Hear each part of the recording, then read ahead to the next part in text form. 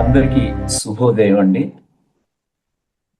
ముందుగా మనందరి కలయికకు కారణమైన మన గురుదేవులు సుభాష్ పత్రిజీ గారికి మనం ఒకసారి కృతజ్ఞతలు తెలుపుకుందాం అండి. అలాగే నన్ను ఎంతో ప్రేమగా సాదరంగా ఆహ్వానించిన మహావతార్ బాబాజీ ఫౌండేషన్ వారికి కూడా కృతజ్ఞతలు. ఇంకా జూమ్ లో పాల్గొన్న ఆత్మబంధువులందరికీ కూడా పేరు పేరున కృతజ్ఞతలండి. అమ్మా, నా వాయిస్ బాగానే ఉందా? క్లారిటీగానే ఉందా? ఓకే. Okay sir. ఉమ్. ఈరోజు మనం మన నిత్య జీవితంలో జరిగే మన అమ్మమ్మలు తాతయ్యలు చెప్పిన ఆ పురాణాల్లోవి, భాగవతాల్లోవి, భారతంలోవి ఇలాంటి ఆ ఉమ్, విషయాల్ని ఆ ఒక ఒక విషయాన్ని బాగా కుదించి ఒక టాబ్లెట్ లాగా ఒక కొటేషన్ అని చెప్పుకోవచ్చు. ఆ ఆ, ఒక కొటేషన్ లో కానీ ఒక వేమన పద్యంలో కానీ ఒక జీవితానికి సంబంధించిన సారం అంతా ఉంటుంది. అలాగా అలాంటి ఆ కొన్ని విషయాలు మనం చర్చించుకుందాం అండి ఈరోజు. ఆ అక్షరంతో మొదలయ్యే ఆ ఒక 5 విషయాలు చెప్తాను. ఫస్ట్, అనిత్యాని శరీరాన్ని విభవో నైవ శాశ్వత నిత్యం సన్నిహితో మృత్యు కర్తవ్యో ధర్మ సంగ్రహ అన్న. ఈ దేహము నిత్యం కాదు, అనిత్యమైనది, అనిశ్చితమైనది, ఏదో రోజు వెళ్ళిపోక తప్పదు. ఉం? అనిత్యాని శరీరాన్ని విభవో నైవ శాశ్వత నిత్యం సన్నిహితో మృత్యు కర్తవ్యో ధర్మ సంగ్రహ. మరణం అనేది ఎప్పుడు మన వెంటే సిద్ధంగా ఉంటుందట. ఉం? ఈ అనిత్యమైన దేహం గురించి మనం భయపడవలసిన పని లేదు. ఎప్పుడు కూడా మనం రిటర్న్ టికెట్ తీసుకునే మనం మన పుట్టినప్పుడే మనకి రిటర్న్ టికెట్ కన్ఫర్మ్ అయిపోయిందట. అందరికీ రిజర్వేషన్లు ఉన్నాయన్నమాట. ఉం? ఏదో రోజు పోవడం తథ్యం. అందుకని ఈ మరణం గురించి మనం భయపడవలసిన పని లేదు. అది ఎప్పుడు మనతో సిద్ధంగా ఉంటుంది. ఎప్పుడు అన్నది తెలియదు, అంతే అని చెప్తున్నారు. ఇక ఉమ్, అతిదానాత్ అతకర్ణ అతిమోహాత్ సుయోధన అతి కామాత్ దశగ్రీవ అతి సర్వత్ర వర్జయేత్ అన్నారు. ఇవన్నీ మీకు తెలిసినవే. అంటే అతి దానం వలన కర్ణుడు చనిపోయాడు. మీకు తెలుసా? అతి దానం చేయడం వలన చనిపోవడం ఏంటండి? ఉం? అతిదానాత్ హతకర్ణ అతిమోహాత్ సుయోధన అతి కామాత్ దశగ్రీవ అతి సర్వత్ర వర్జయేత్ అన్నారు. అంటే కర్ణుడు అతని దగ్గర ఉన్న ధనము, బంగారము లేదా ఆ, ఆస్తిపాస్తులు దానం చేయడమే కాకుండా అతని కవచ కుండలాలు కూడా దానం చేశాడట. ఇంద్రుని కారణంగా, ఇంద్రుని తండ్రి ఎవరండి? అర్జునుడిగా. అర్జునుడి యొక్క ఆ, ఆ, కా- పుట్టుకి కారణం ఇంద్రుని అంశతో. అర్జునుడు ఇంద్రుని యొక్క వరం వలన పుట్టాడు కదండి ద్రౌపదికి.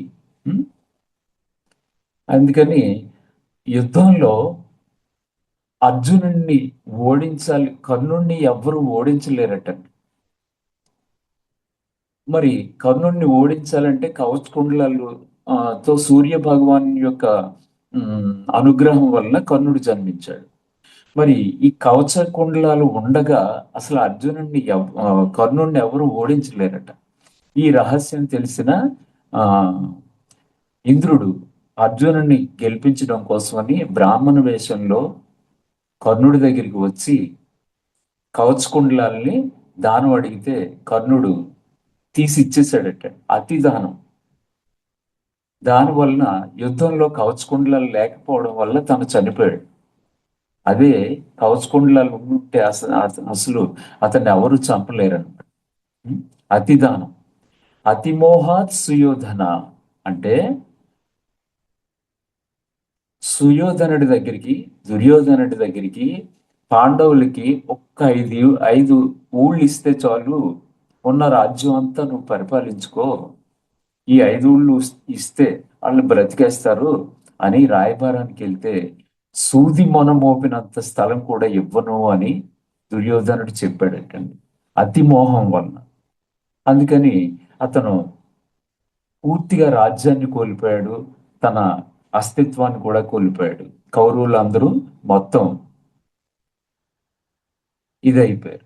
అతి మోహం ఉండడం కూడా మనకి మంచిది కాదు. అతి కామ దశగ్రీవ అంటే, దశగ్రీవ అంటే రావణాసురుడు. అతి కామం వలన నిజానికి రావణాసురుడు ఈశ్వరుని యొక్క చాలా శివభక్తుడటండి. మహారాజు, లంకాధిపతి, దేనికి లోటు లేదు. అలాగే భక్తిలో కూడా ఈశ్వరుణ్ణి మెప్పించి ఈశ్వరుని యొక్క అనుగ్రహం కూడా పొందాడు. కానీ ఒక చిన్న కారణం, కామం వలన అతి కామా దశగ్రీవ అతి సర్వత్ర వర్జయేత్ అన్నారు. అతి కామం వలన రావణాసురుడు చనిపోయాడు. అతి దానం వలన కర్ణుడు చనిపోయాడు. అతి మోహం వలన దుర్యోధనుడు చనిపోయాడు అని ఈ శ్లోకం ద్వారా మనకి చెబుతున్నారు. ఇక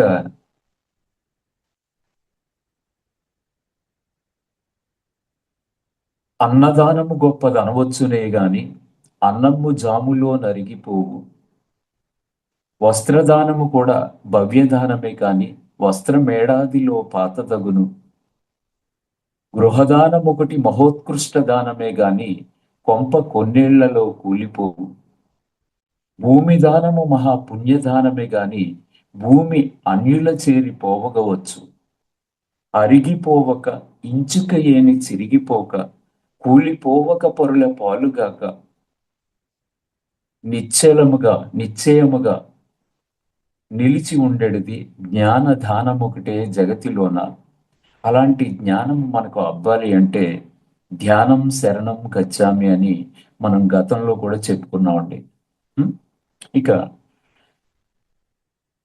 అర్ధాతురానాం గురుర్న బంధు కామాతురానాం భయంన లజ్జ విద్యాతురానాంన సుఖంన నిద్ర. అర్ధాతురానాం గురుర్న బంధు కామాతురానాంన భయంన లజ్జ విద్యాతురానాంన సుఖంన నిద్ర కుదాతురానాంన రుచిర్న పక్వం అన్నారు. మీ అందరికీ తెలిసిన విషయం. అర్థము అంటే ధనం. ధనం విషయానికి వచ్చేసరికి ఇతను నా గురువు, ఇతను నా బంధువు అని కూడా చూడటండి. నాకు రావాల్సింది నాకు ఇవ్వు అని లెక్కలు ఉంటాయన్నమాట. అర్ధాతురానాం గురుర్న బంధువులు కావచ్చు, ఆయన మనకి గురువు కావచ్చు. డబ్బుల విషయం దగ్గర గురువు బంధువు అని ఏమీ చూడట. కామాతురానాంన భయంన లజ్జ. కామంతో ఉన్నారు అప్పుడు భయం కానీ సిగ్గు లజ్జ ఏమి ఉండవటండి. ఆ సమయంలో అదే పనిచేస్తుంది అనమాట. విద్యాతురానాంన సుఖంన నిద్ర అంటే మన ఇంట్లోనే మన పిల్లలు, విద్యార్థులు ఒక వారంలో పరీక్షలు ఉన్నాయనుకోండి, వాళ్ళకి ఆ పరీక్షలు అయిపోయే వరకు సుఖం ఉండదు, నిద్ర ఉండదు. ఆ పరీక్షలు అయిపోయిన తర్వాత చూడండి ఎంతో ఫ్రీ అయిపోతారు. అందుకని విద్యాతురానాంన సుఖంన నిద్ర అని చెబుతున్నారు. ఇంకా కుదాతురానాంన రుచిర్న పక్వం అంటే ఆకలితో ఉన్నవాడికి రుచి ఉడికిందా లేదా, సరిగా ఉడికిందా లేదా, రుచి ఉందా లేదా అన్నది కూడా ఏమీ అవసరం లేదంటండి. ఉదాతురానాంన రుచిర్న పక్వం. సరిగ్గా ఉడికిందా లేదా ఇవేం పట్టించుకోడటండి. ఆకలితో ఉన్నవాడు. ఉం? అందుకని దీన్ని అలా చెప్పుకున్నాం. ఇక ఆరంభ గుర్వి క్షైణీక్రమేణ లఘ్వీ పురావృద్ధి ముపైతి పశ్చాత్ దినస్య పూర్వార్ధ పరార్ధ భిన్న ఛాయేన మైత్రి కలసజ్జనానాం అన్నారు. ఆరంభ గుర్వి క్షైణీక్రమేణ లఘ్వీ పురావృద్ధి ముపైతి పశ్చాత్ దినస్య పూర్వార్ధ పరార్ధ భిన్న ఛాయేన మైత్రి కలసజ్జనానాం అన్నారు. అంటే గుర్వి అంటే నీడండి. ఆరంభ గుర్వి అంటే ఉదయము మనం 6:30 7 గంటలకి మీరు ఎండలో నుంచోండి, మన నీడ మనకంటే డబల్ పడుతుంది. ఎందుకంటే సూర్యుడు కింద ఉండడం వల్ల మన నీడ పొడవుగా మనకంటే పొడవుగా కనిపిస్తుంది. అదే ఇది చెడ్డవారితో స్నేహము ఉదయపు ఎండ లాంటిదండి. ఉదయం పూట మనం ఎండలో నుంచుంటే మన నీడ మనకంటే పొడవుగా కనిపిస్తుంది. అదే మంచివారితో స్నేహం మధ్యాహ్నం ఎండ లాంటిదట. మధ్యాహ్నం మీరు 12:30 ఆ టైంకి ఎండలో నుంచోండి, మన శరీరం నుంచి నీడ ఒక పిడికిడ దూరమే పడుతుంది. అలా క్రమేణా పెరుగుతూ వస్తుంది సాయంత్రానికి. ఉం? అది నెమ్మదిగా మంచి వాళ్ళతో స్నేహం నెమ్మదిగా పెరుగుతూ వస్తుంది. అదే చెడ్డవాళ్ళతో స్నేహం ప్రారంభంలోనే మనకి ఒక గంటలో ఒక పూటలో మనకి పరిచయం అయ్యి వాళ్ళు ఎంతో ఎప్పటి నుంచో మనకి తెలుసున్న వాళ్ళగా మాట్లాడేసి ఏదో మనల్ని అప్పు అడగడం, లేకపోతే ఒక వస్తువు ఇవ్వండి ఫంక్షన్కి వెళ్తున్నాం అని అడగడం, ఇలా ఉండి వాళ్ళ గుణం వాళ్ళతో చెడ్డవాళ్ళు అనమాట. అంటే చెడ్డవాళ్ళతో స్నేహం తొందరగా ఏర్పడి తొందరగా ముగిసిపోద్ది అనమాట. అదే మంచి వాళ్ళ యొక్క స్నేహం మధ్యాహ్నం ఎండలాగా నెమ్మదిగా ప్రారంభమై జీవితాంతం ఉంటుంది అని చెబుతున్నారు. ఆరంభ గుర్వి క్షైణీక్రమేణ లఘ్వీ పురావృద్ధి ముపైతి పశ్చాత్ దినస్య పూర్వార్ధ పరార్ధ భిన్న ఛాయేన మైత్రి కలసజ్జనానాం అన్న. ఓకే, ఇక ఇదే విషయాన్ని చూసుకుంటే మనం ఆతో ప్రారంభమైన ఒక 5 విషయాలు చెప్పుకున్నాం. ఇప్పుడు కాతో ప్రారంభమయ్యే మరొక 5 విషయాలు. కార్యార్థి భజతే లోక యావత్ కార్యం నసిజ్యతే ఉత్తీర్ణంచ పరే పరే నౌకాయ కిం ప్రయోజనం అన్నారు. ఈ లోకంలో కార్యార్థి భజతే లోక, ఎవరైనా సరే లోకం యొక్క పోకడ ఎలా ఉంటదంటే అండి, మనతో వాళ్ళకి ఏదైనా అవసరం ఉంటే మనల్ని మన భజన చేస్తారు, మనల్ని పొగుడుతూ ఉంటారు ఆ పని అయిపోయే వరకు. కార్యార్థి భజతే లోక యావత్ కార్యం నశించేతే ఉత్తీర్ణంచ పరే పారే నౌకాయా కిం ప్రయోజనం. మన యొక్క అవసరం తీరిపోయింది అనుకోండి, అప్పుడు వాళ్ళు ఏరు దాటిన తర్వాత తెప్ప తగిలేసినట్టుగా మన గురించి పట్టించుకోవడం కానీ అసలు మనతో మాట్లాడడం కానీ మన అవసరమే ఉండదు అని ఈ శ్లోకం ద్వారా చెప్తున్నారు. కార్యార్థి భజతే లోక యావత్ కార్యం నశించతే ఉత్తీర్ణంచ పరే పారే నౌకాయా కిం ప్రయోజనం. ఇక నెక్స్ట్, కుసుమం వర్ణ సంపన్నం గంధహీనం నశోభతే క్రియాహీనం మధురం వచనం తదా అన్నారు. అంటే ఒక అందమైన పుష్పం మీ కంటపడింది అనుకోండి, వెంటనే మనం చేసే ప్రక్రియ ఏంటండి, దాన్ని కొయ్యాలని మనకి అనిపిస్తుంది. కోసిన వెంటనే మన యొక్క ఆలోచన ఏమిటండి, ఒక పుష్పాన్ని కోసిన వెంటనే మనం ముక్కు దగ్గర పెట్టుకుంటాం, దాని సువాసన ఎలా ఉందని చెప్పేసి. అందమైన పుష్పానికి, అదే పుష్పానికి సువాసన లేదనుకోండి, మనం ఒక్క నిమిషంలో దాన్ని ఇలా వాసన చూసి అదే ఇంత అందంగా ఉంది కానీ ఎందుకు వృధా అని పాడేస్తాం. అదే ఇక్కడ ఏం చెప్తున్నారంటే, కుసుమం వర్ణ సంపన్నం గంధహీనం నశోభతే క్రియాహీనం మధురం వచనం తదా. అంటే సువాసన లేని పుష్పానికి సువాసన లేకపోతే ఏ విధంగా దాని విలువ కోల్పోతుందో, మనం ఆచరించకుండా చెప్పే మాటలకి ఫలితం ఉండదు. మిమ్మల్ని నేను సిగరెట్ మానేమని చెప్పి నేను సిగరెట్ కాలుస్తున్నాను అనుకోండి, మీకు ఎలా మీకు నా మీద ఎలాంటి అభిప్రాయం కలుగుతుంది? మిమ్మల్ని శాకాహారిగా మారమని నేను ఒక గంట క్లాస్ చెప్పి మర్నాడు నేను చికెన్ షాప్ దగ్గర మీకు కనిపించాను అనుకోండి, నా మాటలకి ఏమైనా విలువ ఉంటుందా? ఆ నేను ఏదో పెద్ద చెప్పుకొచ్చాడు, తను చూడు ఎక్కడ ఉన్నాడని నా మాటలకి పవర్ ఉండదట, విలువ ఉండదు. కుసుమం వర్ణ సంపన్నం గంధహీనం నశోభతే నశోభతే క్రియాహీనం మధురం వచనం తథా. మనం ఆచరించకుండా చేసే పనులకి పవర్ ఉండదట. ఎవరు ఆచరించాలని అనుకోరు అనమాట. మనం ఆచరించకుండా ఎవరికి చెప్పకూడదు. ఇక కోపం గురించి ఒక అద్భుతమైన ఇది చెప్పారు, అది కూడా చెప్పుకుందాం అండి.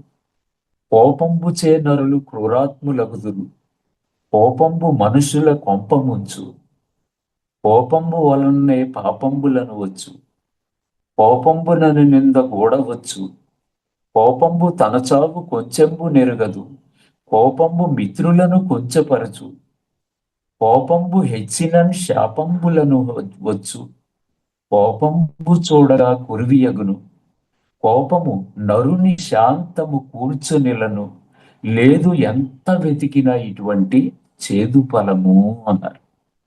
కోపం వల్ల ఎన్నో అనర్థాలు ఉన్నాయటండి. మనం ఏది ప్రతి విషయంలో కూడా ఆచితూచి మాట్లాడాలి అని ఈ కోపం గురించి ఎంత అద్భుతంగా చెప్పారండి. ఓకే, ఇక కృపనేన మన ఈ ప్రపంచంలో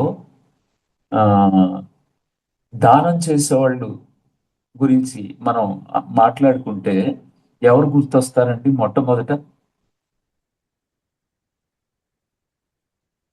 కర్ణుడు. ఎవరైనా కొంచెం ఎక్కువ దానం చేస్తున్నారనుకోండి, వాడిని పెద్ద దానకరుల్లాగా అంటాం. అలాగే బలి చక్రవర్తి రాక్షస రాజు అయినప్పటికీ అతనికి దానగుణం ఉందంటండి, మెండుగా. దానగుణంలో కర్ణుడిని, బలి చక్రవర్తిని మనం సహజంగా చెప్పుకుంటూ ఉంటాం. కానీ కృపనేనా సమూధాత నభూతో న భవిష్యత్ అస్పృశన్నేవ విత్తాన్ని పరేభ్య ప్రయచ్చతి అన్నారు. అంటే ఒక పిసినారి అందరికంటే ఎక్కువ దానకర్ణుడు అంటండి. తను కూడా తినకుండా, తన వాళ్ళని తిననివ్వకుండా ప్రతి పైసా కూడబెట్టి మొత్తం ఇచ్చేసి వెళ్ళిపోతాడటండి. ఈ లోకంలో పిసినారిని మించిన దానకర్ణుడు లేడు. తన అవసరాలు కూడా తగ్గించుకుని, కుదించుకుని, పోగు చేసి విడిచిపెట్టి వెళ్ళిపోతాడు దానం ఇచ్చి అని చమత్కారంగా ఓ పద్యం చెప్పారు. కృపనేనా సమూధాత నభూతో న భవిష్యత్ అస్పృశన్నేవ విత్తాన్ని పరేభ్య ప్రయచ్చతి. ఇక మనం అందరికీ దైవం కోసం అక్కడ ఇక్కడ వెతుకుతూ ఉంటాం. ప్రతి కారణానికి, మన సంతోషాలకి, మన కష్టాలకి అన్నింటి కూడా భగవంతుడే అని అనుకుంటాం. కానీ మనకి నిజమైన భగవంతుడు కర్మదేవత అండి. మనం చేసుకున్న గత జన్మల్లో మనం చేసుకున్న కర్మల ఫలితాలే మనం అనుభవిస్తాం. అది మంచి కర్మ అయితే మంచి, చెడ్డ కర్మ అయితే చెడ్డ. మనం ఏది చేస్తే అదే మనకు రిటర్న్ గిఫ్ట్ గా వస్తుంది. కర్మమున పుట్టు చందువు, కర్మమున వృద్ధి చెందు, కర్మమున చెడు కర్మమే జనులకు దేవత కర్మమే సుఖ దుఃఖములకు కారణమనగా అన్నారు. మన అందరికీ కూడా కర్మే నిజమైన దేవత అంటండి. కర్మమున పుట్టు చందువు, కర్మమున వృద్ధి చెందు, కర్మమున చెడు కర్మమే జనులకు దేవత కర్మమే సుఖ దుఃఖములకు కారణమనగా. మన కర్మలే మనకు దైవం. అదే మన మంచిని చెడుని అన్ని కూడా నిర్దేశించేది కర్మ దేవత అని చెబుతున్నారు. ఇక ఇలా చూసుకుంటే పునర్విత్తం, పునర్మిత్రం, పునర్భార్య, పునర్మహి, ఏతత్ సర్వం పునర్లభ్యం న శరీరం పునః పునః అన్న. పునర్విత్తము, విత్తము అంటే ఏంటండి? ధనము. నువ్వు డబ్బుని పోగొట్టుకుంటే మళ్ళీ సంపాదించుకోవచ్చు. పునర్మిత్రం, నువ్వు స్నేహితులను ఏదైనా చిన్న అపార్థం వచ్చి స్నేహితుడితో విభేదం వస్తే ఇంకొకరితో స్నేహం చేయొచ్చు. పునర్భార్య, పునర్మహి అంటే నువ్వు భర్త గాని భార్య గాని చనిపోతే మళ్ళీ వేరే పెళ్లి చేసుకోవచ్చు, లేదా బిడ్డలు పంచని జీవితం వెళ్ళబొచ్చొచ్చు. పునర్మహి అంటే భూమి. నువ్వు భూమిని కోల్పోతే కొన్నాళ్ళకు మళ్ళీ సంపాదించుకోవచ్చు. కానీ ఏతత్ సర్వం పునర్లభ్యం, అన్నీ మళ్ళీ మళ్ళీ దొరుకుతాయి. కానీ నా శరీరం పునః పునః, ఈ దేహం మళ్ళీ మళ్ళీ నీకు వస్తుందో లేదో, దొరుకుతుందో లేదో, దీపం ఉండగా ఇల్లు చక్క పెట్టుకోవాలయ్యా అని ఈ శ్లోకం ద్వారా మనకు చెబుతున్నారు. అలాగే ఇంకా చూసుకుంటే మనం అందరం కూడా ఈ లోకంలో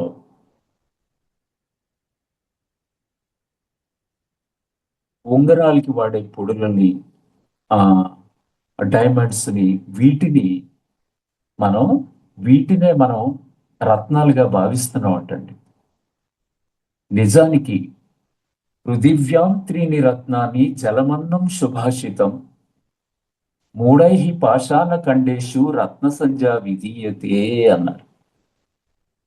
పృథివ్యాం త్రీని రత్నాన్ని జలమన్నం సుభాషితం మూఢై పాషాణ ఖండేషు రత్న సంధ్యా విధీయతే అంటే ఈ పృథివిలో, ఈ భూమిలో మానవులందరూ కూడా ఈ రంగురాళ్ళని, డైమండ్స్ ని, వీటిని రత్నాలుగా భావిస్తున్నారు. కానీ నిజానికి నిజమైన రత్నాలు ఏంటంటే జలము. ఈ దేహం నిలబడాలంటే, బ్రతికి ఉండాలంటే మొట్టమొదట జలం కావాలి. 2 అన్నము, జలమన్నం సుభాషితం. జలము ఈ దేహానికి ప్రధాన అవసరం. 2 అన్నం, ఆహారం. 3 సుభాషితం అంటే మంచి మాట, బాగా మాట్లాడడం వచ్చి ఉంటే చాలు. జలమన్నం సుభాషితం, ఈ 3 నిజమైన రత్నాలు. ఎందుకంటే మొదటి 2 ఈ దేహాన్ని నిలపడానికి అవసరం. 3వది సుభాషితం అంటే నువ్వు మంచిగా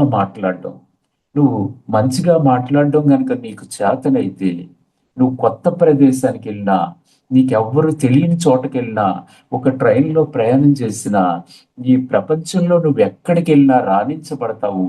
ఏ కొత్త గ్రామానికి వెళ్ళినా నువ్వు అక్కడ నివసించడానికి నీ మాటలు సుభాషితం, మంచి మాటలు కనుక నీకు మాట్లాడటం చేతనైతే నువ్వు ఏ మారుమూల ప్రాంతానికి వెళ్ళినా నువ్వు ఆదరించబడతావు, ఎక్కడైనా జీవించేయగలుగుతావు అని దీని ద్వారా మనకు చెబుతున్నారు. ఇక నాతో ప్రారంభమయ్యే 3 విషయాలు చెప్పుకుందాం అండి. ఇది సత్య సాయిబాబా వారు ఒకసారి నేను సెల్ ఫోన్లోనో ఎక్కడో చూశాను. ఆయన ఒక చిన్న కథ చెప్పారు.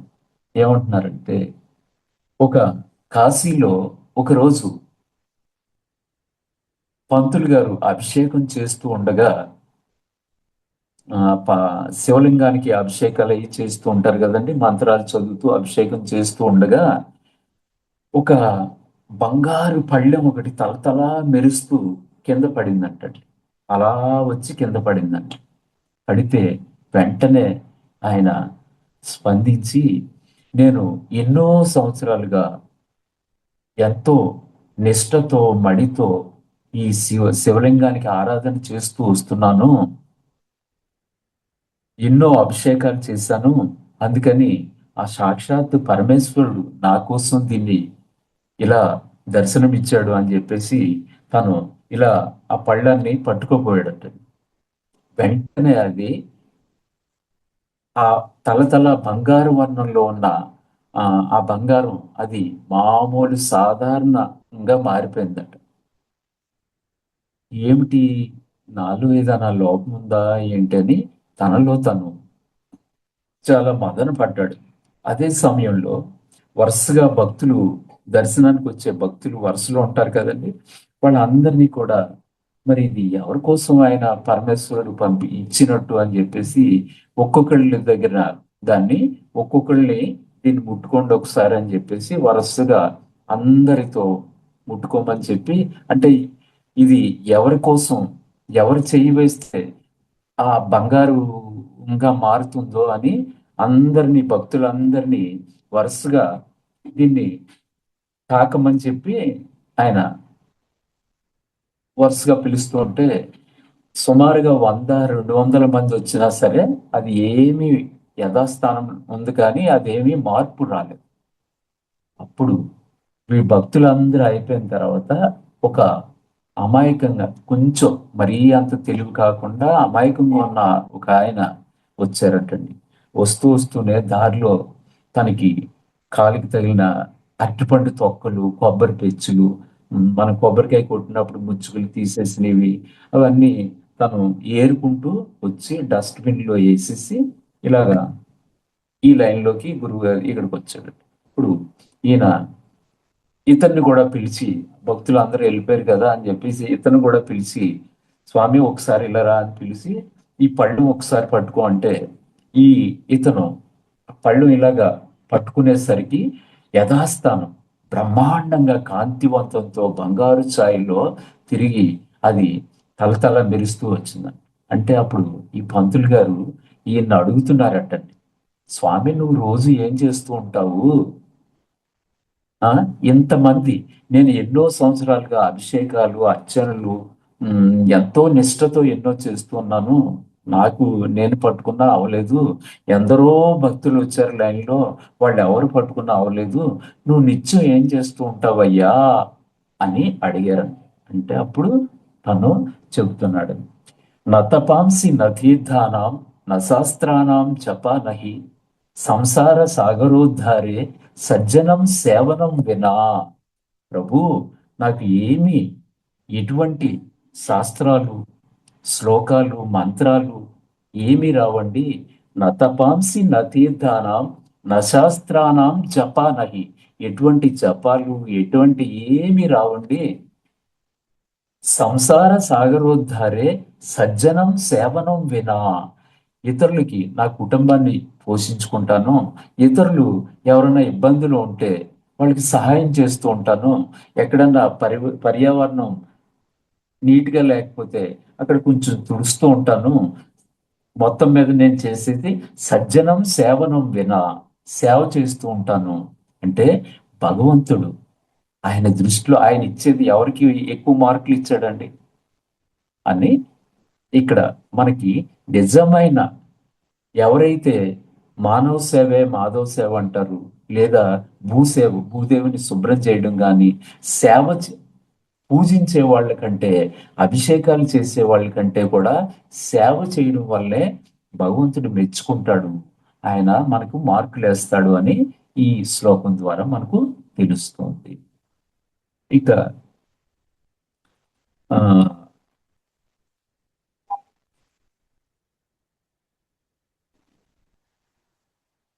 నెక్స్ట్ ఏంటంటే, మన అందరికీ తెలిసిన కదా, శ్రీరామచంద్రుడు అప్పటికప్పుడు అడవులకి, వనవాసాలకి వెళ్ళిపోవాలని పాపం దశరథుడు ఎంతో, తనకి కొడుకుకి పట్టాభిషేకం చేయాలని ఎంతో తాపత్రయపడ్డాడండి. కానీ ఆ ఆ, అతి ఒక రాత్రి, ముందు రాత్రి కానీ ఒక 2 రోజుల్లోనే ఇదంతా మారిపోయింది. ఎవరు, ఆమ్, కైకేయి కోరిక వల్ల రాముడు అడవులకి వెళ్ళాలని చెప్పేసి అంటే, దానికి తండ్రి మాటకి ఎదురు చెప్పకుండా ఆయన సిద్ధపడ్డాడు. అలాంటి సందర్భంలో ఇంకా మర్నాడు వనవాసానికి వెళ్ళిపోవాలన్నమాట. అప్పుడు సీతాదేవి తన అత్తగారి దగ్గరికి, తోటికోడళ్ళ దగ్గరికి నేను కూడా వెళ్తున్నాను అని చెప్పడానికని అత్తగారి దగ్గరికి, తోటికోడళ్ళ దగ్గరికి వెళ్ళిందట. వెళ్తే వాళ్ళు బోరుమని విలపించి, అమ్మా నువ్వెందుకమ్మా వెళ్ళడం, ఎంతో సుకుమారంగా పెరిగావు నువ్వు, అక్కడ కావాలంటే మన శ్రీరాముడు కూడా సేవకుల్ని పంపిద్దాము, నువ్వు అడవుల్లో అక్కడ అక్కడ ఆ రాళ్లలో రప్పల్లో నువ్వు ఎలా అని చాలా బాధపడుతూ వెళ్ళొద్దని ఈ తోటికోడళ్ళు అత్తగారు సీతాదేవిని చాలా బ్రతిమలాడారు. అంటే అప్పుడు సీతాదేవి ఇలా చెప్తుందటండి, నతంత్రి వాజ్యతే వీణ నచక్రో వర్తతే రథ నాపతి సుఖమేదేత యాస్యాదపి శతాత్మజ అని చెప్పిందటండి. అంటే నతంత్రి వాజ్యతే వీణ, ఉం? వే వీణ తీగ లేకుండా వీణ మోగదు. తంత్రి తంత్రి అంటారండి తీగని. తీగ తంత్రి లేకుండా వీణ మోగదు కదండి. అలాగే నతంత్రి వాద్యతే వీణ నచక్రో వర్తతే రథ, అంటే చక్రము లేకుండా రథము నడదు, తీగ లేకుండా వీణ మోగదు. ఈ రెండు ఎలాగో నాపతి సుఖమేదేత యాస్యాదపి శతాత్మజ, నాకు స్త్రీకటండి నూరుగురు కొడుకులు ఉన్నా సరే భర్త వల్ల దక్కే గౌరవం కానీ, సుఖము కానీ, కీర్తి కానీ ఎంత నూరుగురు కొడుకులుండి ఎంతో ప్రేమగా ఎంతో గౌరవం చూసుకున్నా కానీ స్త్రీకి భర్త వలన కలిగే గౌరవం కానీ, కీర్తి కానీ దొరకదటండి. ఆ విషయం సీతాదేవి చెప్పిందనమాట. నేను నా భర్తతోనే వెళ్తాను, ఆయన ఎక్కడుంటే అక్కడే నాకు సుఖము ఉం? అని. నతంత్రి వాజ్యతే వీణ నచక్రో వర్తతే రథ నాపతి సుఖమేదేత యాస్యాదపి శతాత్మజ, నా భర్త ఎక్కడుంటేనే అక్కడ నాకు గౌరవము. నాకు 100 మంది కొడుకులు ఎంతో ప్రేమగా చూసుకున్నా నాకు అంతటి గౌరవం నా భర్త వల్ల కలిగే సుఖము కానీ, గౌరవం కానీ నాకు దక్కదు. అందుకే మీరు ఏ ఫంక్షన్కి వెళ్ళినా, ఎక్కడికి వెళ్ళినా మీరు భర్తతో వెళ్ళిన గౌరవం అది వేరండి అని చెప్తున్నారు. ఇక మరి ఇంకో విషయానికి వస్తే మనం ధనం యొక్క విషయం గురించి కాస్త చెప్పుకుంటే, ఉత్తమం స్వార్జితం విత్తం మధ్యమం పితురార్జితం అధమం భాతృవిత్తంచ స్త్రీ విత్తం అధమాధమం అన్నారు. అంటే మనం కష్టపడి సంపాదించిన ధనం చాలా తృప్తిగా, చాలా ఉత్తమమైందంటండి. మనసుకు చాలా బాగుంటుంది, మనకి ధైర్యంగా ఉంటుంది, చాలా చాలా మంచిది. ఉత్తమం స్వార్జితం విత్తం మధ్యమం పితురార్జితం, అంటే పితురార్జితము అంటే మన తండ్రి నుంచి కానీ మన తల్లిదండ్రుల నుంచి వచ్చిన ఆస్తి మధ్యమం. నువ్వు కష్టపడి సంపాదించింది ఉత్తమం. 2 మధ్యమం, మధ్యమం పితురార్జితం. 3 అధమం భాతృవిత్తంచ, నీ కజిన్స్, మీ అన్నదమ్ముల దగ్గర నుంచి కానీ, మీ బంధువుల దగ్గర నుంచి కానీ వాళ్ళ ఆస్తిని వీళ్ళ ఆస్తిని నువ్వు కొట్టేసావు అనుకో, అది అధమం అంటండి. ఇక స్త్రీ విత్తం అధమాధమం అన్నారు.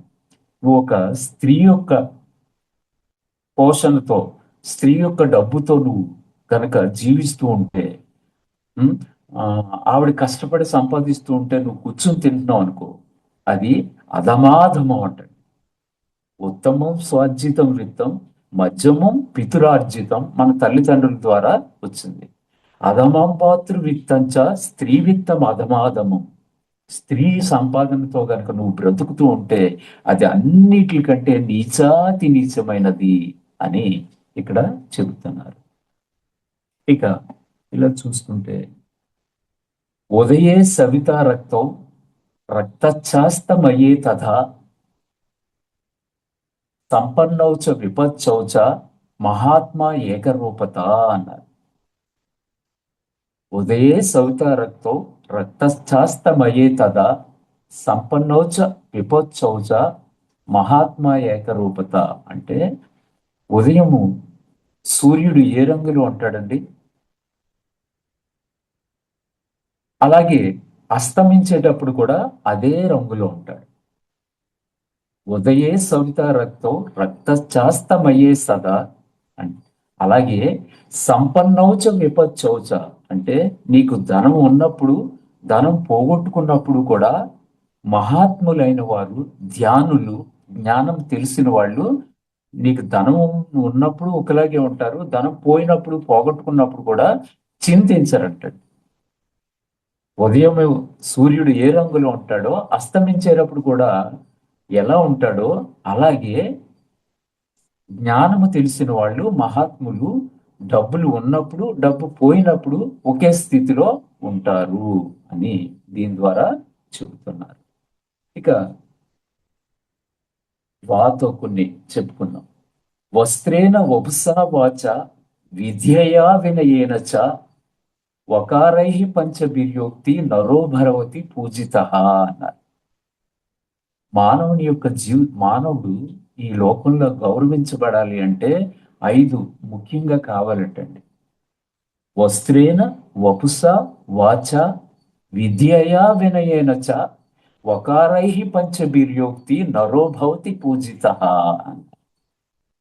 అంటే వస్త్రేణ అంటే ఒక వ్యక్తిని, ఒక మనిషిని మనం చూడగానే ఫస్ట్ ఆకర్షించేది అతను ధరించిన దుస్తులు. ఫస్ట్ మనల్ని అతనితో మాట్లాడక ముందు అతని అలంకరణ ఎలా ఉంది, బాగా నలిగిపోయిన మాసిపోయిన దుస్తులు కట్టుకున్నాడు అనుకోండి, అతని మీద మనకి ఎలాంటి అభిప్రాయం కలుగుతుంది? అదే గెంజి పెట్టిన ఇస్త్రీ చీర కట్టుకుని ఒక స్త్రీ వచ్చింది అనుకోండి, బట్టలు మంచి ఆ ఇస్త్రీ మడతలతో ఉన్న మంచి బట్టలు, దుస్తులు కనుక ధరిస్తే ఫస్ట్ అవి ఆకర్షిస్తాయటండి. 2 వపుస అంటే మన మన ఈ దేహము సరైన నిత్యము వ్యాయామం చేస్తూ మన ఫేస్ లో, మన కళ్ళల్లో మెరుపు ఉండాలి. వపుస అంటే శరీరం యొక్క సౌష్ఠవం. ఏ భాగం చూసినా మనం చూడడానికి ఇంపుగా ఉండాలన్నమాట. వస్త్రేణ వపుస. 3 వాచ మన మాటలు. మన మాటలు చాలా ఆచితూచి మాట్లాడాలి. మన మాటల వలన మనకు గౌరవం దక్కుతుంది. 3. 4 వస్త్రేణ వపుస వాచ విద్యయా వినయేన చ అంటే విద్య, జ్ఞానవంతుడై ఉండాలి. వినయేన చ వినయం కలిగి ఉండాలి. పెద్దల పట్ల మనం కూర్చుని ఉన్నాం, ఎవరో పెద్దవాళ్ళు ఎవరో వస్తున్నారు అనుకోండి, లేచి నిలబడడం మర్యాద. అలాంటి వినయం కలిగి నిత్యం వినయం కలిగి ఉండాలి. ఈ 5 గుణాలు కనుక ఉంటే మానవుడు ఈ లోకంలో పూజించబడతాడు అని చెబుతున్నారు. వస్త్రేణ వపుసా వాచ విద్యయా వినయేన చ వకారై పంచబిర్యోక్తి నరో భవతి పూజిత. ఇక వృధా వృష్టి సముద్రేషు వృధా తృప్తేషు భోజనం వృధా దానం ధనార్జేషు వృధా దీపో దివాపిచ అన్నారు. మీ అందరికీ తెలిసిన విషయాలే. వృధా వృష్టి సముద్రేషు, సముద్రంలో కురిసిన వర్షము వృధా అటండి. వృధా తృప్తేషు భోజనం, కడుపు నిండిన వాడికి పెట్టిన ఆహారము వేస్ట్, వాడికి పెట్టకలేదు. వృధా దానం ధనార్జేసు, డబ్బున్న వాడికి నువ్వు దానం చెయ్యక్కర్లేదు. వృధా దీపో దివాపిచ, సూర్యుని యొక్క వెలుగు ఎంత ప్రకాశిస్తూ ఉండగా నీకు దీపం అవసరం లేదు అని చెబుతున్నారు ఈ కొటేషన్ ద్వారా. వృధా వృష్టి సముద్రేషు వృధా తృప్తేషు భోజనం వృధా దానం ధనార్జేసు వృధా దీపో దివాపిచ, సూర్యుని యొక్క కాంతి ఎంత ఉండగా దీపం ఎందుకయ్యా అని చెబుతున్నారు. ఇక చూస్తే స్వభావోనోపదేశేన శక్యతే కర్తు మన్యద సుతతా పానీయం పునర్గచ్చతి శీతతాం అన్నారు. అంటే మనం ఒక నీటిని వేడి చేస్తాం అనుకోండి, స్నానానికని వేడి నీళ్ళు పెట్టుకున్నాం, ఈ లోపల ఏదో పనుండి మనల్ని ఎవరో పిలిస్తే ఒక అరగంట వరకు స్నానం చేయలేదు. ఆ నీళ్ళు ఏమవుతామండి? చల్లారిపోతాయి కదా. అలాగే మనం ఇప్పుడు కొద్దిపాటి జ్ఞానాన్ని, నాకు తెలిసిన జ్ఞానాన్ని మీకు పంచుతున్నాను. లేదా మీరు ఎక్కడైనా ఒక క్లాసు సత్సంగానికి ఎక్కడైనా మ్, మీరు వెళ్ళినప్పుడు మనకి ఏమనిపిస్తుంది అంటే, ఎంతో చాలా బాగా చెప్తున్నారు, ఈ రోజు నుంచి నేను గంటలు గంటలు ధ్యానం చేసేయాలి, ఈ ఇంకా ఎక్కువ గంటలు ధ్యానం చేయాలి, లేదా ఇలాగా మౌనంగా ఉండాలి, వారానికి 2 సార్లైనా మౌనం పాటించాలి. అక్కడ ఆ ప్రవచనాన్ని బట్టి, ఆ మాటలను బట్టి అప్పటికప్పుడు అనుకుంటాం. కానీ మళ్ళీ 2 రోజులు, 3 రోజులు, ఒక వారం, 10 రోజులు జరిగేసరికి యథాస్థితికి వచ్చేస్తాం. అప్పుడు మాత్రం ఈ రోజు నుంచి ఎలా అయినా సరే నేను మౌనం చేయాలి, ఎవరు నన్ను తిట్టినా నేను తిరిగి జవాబు చెప్పకూడదు, ఇలాంటి నిర్ణయాలు తీసుకుంటాం. కానీ మళ్ళీ యథాస్థితి. స్వభావోనోపదేశేన సఖ్యతే కర్తుమన్యదా సుతతాప్తపి పానీయం పునర్గచ్చతి శీతతాం. వేడి చేసిన నీళ్లు ఎలా అయితే కొద్దిసేపటికి మామూలుగా చల్లబడిపోతాయో, మనం కూడా తీసుకున్న నిర్ణయం పాటించకుండా అలాగే జరుగుతూ ఉంటుంది అని దీని ద్వారా మనకు చెబుతున్నారు. ఇక ఇలా చూస్తే, ఇంకా ఎత్ర నార్యస్తు పూజ్యంతే రమంతే తత్ర దేవత, ఎత్రైస్తాస్తు న పూజ్యంతే సర్వాస్తత్ర ఫలక్రియా అన్నారు. ఎక్కడైతే స్త్రీలు గౌరవించబడతారో, మనం గతంలో కూడా చెప్పుకున్నాం. ఉం? ఎక్కడైతే స్త్రీలు గౌరవించబడతారో అక్కడ సాక్షాత్తు దేవతలు నడయాడుతూ ఉంటారటండి. అక్కడ పనులన్నీ జయముగా, దిగ్విజయముగా జరిగిపోతుంది. స్త్రీలు లేని ఇల్లు చూడండి ఎలా ఉంటుందో. ఎక్కడ వస్తువులు అక్కడ ఉంటాయి, దుప్పటి మడత పెట్టి ఉండదు, గదులు అశుభ్రంగా ఉంటాయి. ఉం? ఒక స్టవ్ గట్టు దగ్గర చూడండి, ఓ సింక్ దగ్గర చూడండి. ఒక స్త్రీ ఇంట్లో ఉంటే ఎంత తలతల మెరుస్తూ ఉంటుందండి. ఎవరికి ఏ సమయంలో ఏం కావాలో, ఇంట్లో ఇద్దరు పిల్లలు, స్కూల్కి వెళ్ళే పిల్లలు ఉండొచ్చు, లేదా కాలేజీకి వెళ్ళే పిల్లలు ఉండొచ్చు, ఒక భర్త, అత్త మామలు ఉండొచ్చు.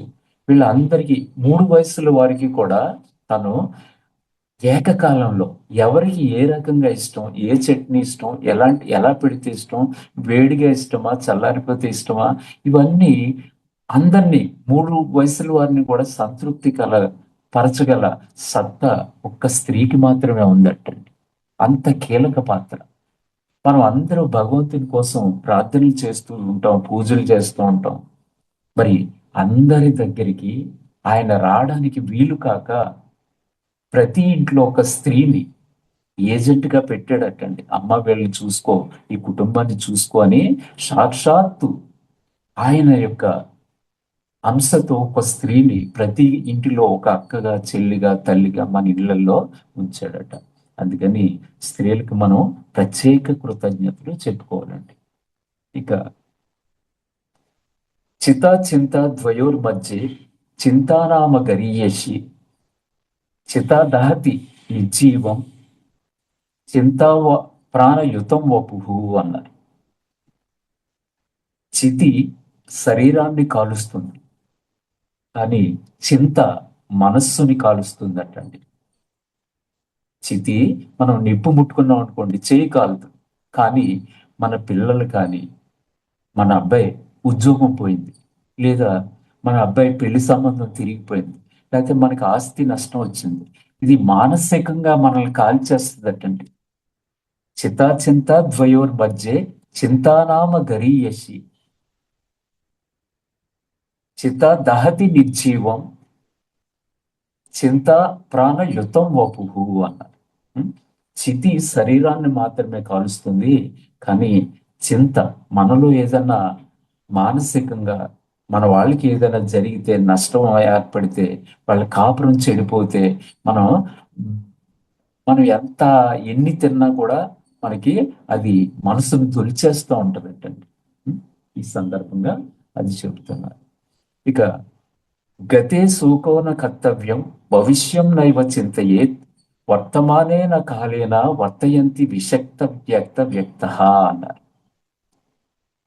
అంటే మహాత్ములు, జ్ఞానులు గతం గురించి కానీ, వర్తమానం గురించి గతం గురించి కానీ భవిష్యత్తు గురించి కానీ ఆలోచించరటండి. ఎప్పుడు వర్తమానంలోనే ఉంటారట. గతే శోకోన కర్తవ్యం భవిష్యం నైవ చింతయేత్ వర్తమానేన కాలేన వర్తయంతి విషక్త వ్యక్త వ్యక్త. ఈ రకంగా మహాత్ములు, జ్ఞానం తెలిసిన వాళ్ళు ఎప్పుడు కూడా జరిగిపోయిన విషయాల గురించి వెనక్కి వెళ్ళకూడదు. అయిపోయింది, అది వదిలేండి, దాన్ని తవ్వుకుని బాధపడడం వేస్ట్. అలాగే భవిష్యత్తులో ఏం జరుగుతుందో అని భయపడడం కూడా వేస్ట్. ఎప్పుడూ కూడా వర్తమానంలో ఉండాలని మన గురువు గారు కూడా, పత్రిజీ గారు కూడా చెప్తూ ఉండేవారు మనకి. వర్తమానంలోనే ఉండాలి. ఎవరైతే వర్తమానంలో ఉంటారో వాళ్ళు అద్భుతంగా రాణించగలుగుతారు అని చెప్తారు. ఇక చివరిగా, దుర్జనేన సమం సఖ్యం ప్రీతిం కారణ చాపయే ఉష్ణోదహతి సాంగార శితో కృష్ణ యతే కరత్ అన్నారు. దుర్జనులతో స్నేహము, చెడ్డవారితో స్నేహము నిప్పును పట్టుకున్నట్టండి. వేడిగా ఉన్నప్పుడు నిప్పు కాలుతుంది, చల్లారిన తర్వాత మసి అంటుకుంటుంది. వేడిగా ఉన్నప్పుడు చెయ్యి కాలుతుంది, చల్లారిన తర్వాత మసి అంటుకుంటుంది. ఆ చెడ్డవారితో స్నేహం ఎల్లవేళలా మనకి ముప్పే. దుర్జనేన సమం సఖ్యం ప్రీతింకారణ చాప్యే ఉష్ణోదహతి చాంగార శితో కృష్ణ ప్రతే భరత్ అన్నారు. ఈ రకంగా అలాగా అద్భుతమైన ఈ మహావతార్ ఫౌండేషన్ వారి గురించి కూడా ఒక మాట చెప్పుకుని మనం, ద్యుమని పద్మాకరము వికచముగా చేయు గుముద హర్షంబు గావించు నమృత శూతి యద్దితుడుగాక జలంబునిచ్చు నంబుధరుడు సజ్జనులు దారే పరహిత చరణమతులు అన్నారు. అంటే ద్యుమని పద్మాకరము వికచముగా చేయు అంటే సూర్య భగవానుడు ఆయన యొక్క ప్రకాశముతో అవి అడక్కపోయినా సరే కలువ పువ్వుల్ని వికసింపజేస్తాడట. తామర పువ్వుల్ని తామర పువ్వులు వికసింపబడాలంటే సూర్యుని యొక్క ప్రకాశం కావాలి. గుముద హర్షంబు గావించు నమృత శూతి అంటే చంద్రుడు ఆయన చల్లదనంతో కలువ పువ్వుల్ని వికసింపజేస్తాడు, అవి కోరకుండానే. అలాగే యర్ధితుడుగాక జలంపునిచ్చు నంబుధరుడు అంటే వరుణదేవుడు ఇంకా ఋతువు రాకపోయినా సరే, చూడండి, మన పెరట్లో కానీ మన ఇంట్లో కానీ మనం వేసుకున్న కొన్ని మొక్కలకి మనం నీళ్లు పెడతాం. 10 కుండీలు ఉంటే వాటికి ఆ మొక్కలకి నీళ్లు పోస్తాం. కానీ రోడ్డుకి ఇరువైపులా కొన్ని లక్షల కోట్ల వృక్షాలు ఉన్నాయండి, కొన్ని వందల వేల కోట్ల వృక్షాలు. వాటన్నిటికీ నీళ్లు ఎవరు పోస్తున్నారండి? వరుణ దేవుడు, అరే నా బిడ్డలు తాపానికి గురవుతున్నాయని చెప్పేసి ఇంకా ఋతువు రాకుండానే మే నెలలో ఒక సాయంత్రం పూట పెద్ద గాలి దుమ్ము వచ్చి ఒక వర్షం కురిపించి వెళ్ళిపోతాడట. ఈ పై 3 ఎలాగా సూర్యుడు అడగకుండానే తామర పువ్వుల్ని వికసింపజేసినట్టు, చంద్రుడు ఆయన చల్లదనంతో కలువల్ని వికసింపజేసినట్టు, వరుణదేవుడు ఆ వృక్షాల కోసం వర్షం కురిపించినట్టు, సజ్జనులు దారే పరహిత చరణమతులు అంటే సజ్జనులు ఎప్పుడూ కూడా ఇతరుల్ని ఉద్ధరించడంలోనే వాళ్ళ ఆనందం పొందుతారటండి. 10 మందికి నేను విషయం తెలుసుకున్నాను, దాన్ని 10 మందికి పంచాలి అన్న తాపత్రయం, ఇతరుల్ని ఉద్ధరించడంలోనే వాళ్ళు వాళ్ళ జీవితాన్ని అర్పించేస్తారనమాట. అది మరి ఈరోజు మహావతార్ ఫౌండేషన్ వారు సుమారుగా సంవత్సరం అవుతుందమ్మా, ఇది 29వ బ్యాచ్ సార్. 2.5 సంవత్సరాలు సార్. 2.5 సంవత్సరాలుగా ఎంత అద్భుతం అండి. మన అందరినీ జ్ఞానవంతులుగా చేయడానికి, ధ్యానం యొక్క గొప్పతనాన్ని మనకి తెలియజేయడానికి ఈ ఒక జూమ్ని ఏర్పాటు చేసి, తాను కరుగుచు కూడా తగదనక కొవ్వొత్తి కాంతి నొసగు చాల కరుణతోడ లోకమున సజ్జనుల పోకడ అట్టిది మంచి మాట వినరా మానవుండా అన్నారు. దీనికి ఇలా జూమ్ ఏర్పాటు చేసి మనందరినీ ఇందులో పాల్గొనేలాగా అందరికీ ఫోన్లు చేసి ఇలా చేయాలంటే ఎంత ఖర్చు అవుతుందండి, ఎంత శ్రమ. నాకెందుకులే అని ఊరుకోవచ్చు కదా. అందుకని మనం ఈ మహావతార్ ఫౌండేషన్ వారికి మనం సర్వదా ప్రతి నిత్యం కృతజ్ఞతతో ఉండాలి. ఎన్నో అద్భుతమైన గుళికలు, మంచి మంచి మాటలు, ఎందరో మాస్టర్లు ఎంతో జ్ఞానాన్ని మనకు అందిస్తూ ఉన్నారు ప్రతిరోజు. ఆ, వాళ్ళందరికీ, ఈ జూమ్ వారికి, అలాగే నాగమణి గారికి మనం పేరు పేరున కృతజ్ఞతలు తెలుపుకుందామండి. ఏదైనా ఒకటి రెండు తప్పులు ఏమన్నా చెప్పున్నా, విసిగించు అన్నా క్షమించండి. Thank you. Thank you.